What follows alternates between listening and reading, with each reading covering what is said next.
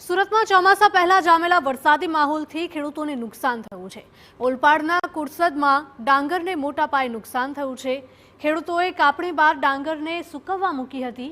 મોડી રાત્રે વરસેલા વરસાદમાં તમામ ડાંગર પલળી ગઈ છે। ડાંગર ભીંજાઈ જતા ખેડૂતોના મોઢે આવેલો કોળિયો છીનવાયો છે। મંડળીઓ ખેડૂતોની વારે આવે અને તેવી ખેડૂતોની લાગણી છે। સરકાર સત્વરે સર્વે કરીને ખેડૂતોને મદદ કરે તેવું ખેડૂતોએ માંગ કરી છે।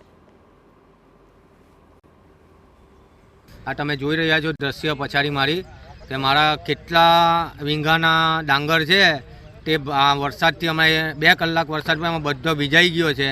મને કંઈ નહીં તો 15 લાખનું નુકસાન થયું છે ને આખા ગામનું કહીએ તો કરોડમાં નુકસાન જાય એમ છે। કેમ કે અત્યારે હવે આ ડાંગર એમે કોઈ લેવા તૈયાર મિલવાળો કે કોઈ બી સહકારી મંડળીવાળા લેવા તૈયાર નહીં।